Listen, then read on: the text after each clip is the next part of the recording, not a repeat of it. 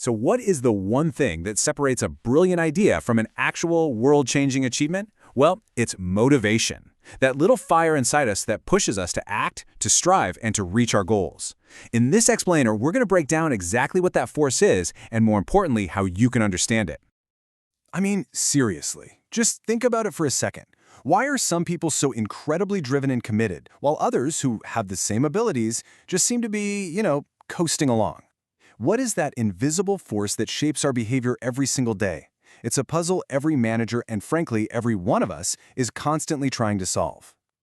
So, to really get to the bottom of this, we have to start with the fundamentals. Let's first get a crystal clear understanding of what motivation actually is before we can even begin to explore how it really works. Okay, so in a professional context, this is the core idea, and the key word here is process. See, motivation isn't just some sudden burst of inspiration. It is the active process of encouraging people to move in a specific direction to hit a target. Fundamentally, it's the why that really powers the what. Now, to really get this, we need to be clear on two very similar sounding words, motive and motivator. A motive is that internal drive, that need or urge, like hunger. A motivator, on the other hand, is the external technique used to satisfy that urge. So things like a pay hike, a promotion, or even a simple word of praise. These are all motivators that a good manager can use to tap into our inner motives.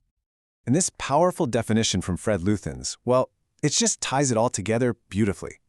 It all starts with a need, or a deficiency as he calls it. This deficiency then triggers a drive, which points us towards a goal that promises to satisfy that need. It's a complete chain reaction, you see. All right, so now that we have a solid definition, let's break it down even further. Turns out, motivation has 4 core features that really help us understand its nature. So what really defines motivation? Well, for one, it's an internal feeling. That urge comes from within you, not from the outside. It also always pushes us towards a specific goal. You're motivated to do something, right? And that push, it can be positive, like the promise of a reward. Or it can be negative, like trying to avoid a punishment. Both can be very effective, can't they? But the most important thing to remember is that it's a deeply complex process. What works for one person might do absolutely nothing for another.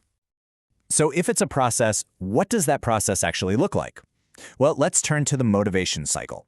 This brilliantly illustrates how an internal feeling gets translated into a real-world action.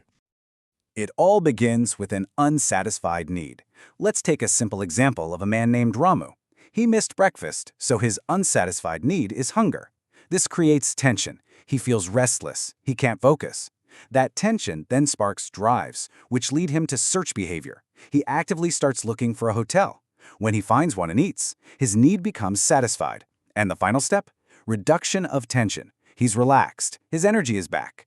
This exact same cycle applies to everything, from basic hunger to the much more complex desire for a promotion at work. Now, this idea that all motivation begins with a need is so powerful that one psychologist, Abraham Maslow, built his entire famous theory around it. You've probably heard of his hierarchy of needs, often shown as a pyramid or a ladder. Maslow put forward this theory way back in 1943, and his revolutionary idea was that human needs aren't all equal. Actually, they're arranged in a very clear hierarchy of importance. You have to satisfy the needs at the bottom of the ladder before you can even think about being motivated by the needs at the top. Let's break this ladder down, shall we? At the very bottom are our basic physiological needs: hunger, thirst, shelter. In a work context, a basic salary covers this. Once that's sorted, we move up to safety needs, things like job security or a solid pension plan. After that, we seek affiliation needs, which is just the desire for friendship and belonging with our colleagues. Next up the ladder are esteem needs, the drive for status, respect, and recognition, which a good job title can fulfill. And finally, at the very top is self-actualization, the desire to become everything you are capable of becoming, to achieve your absolute fullest potential.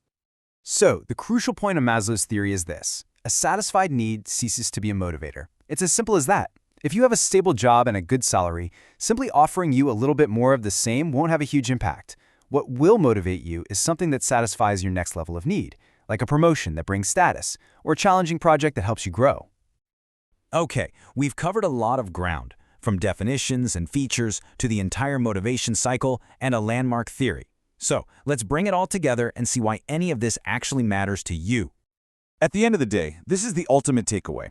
Motivation is not some great mystery. It's simply the science of understanding human needs.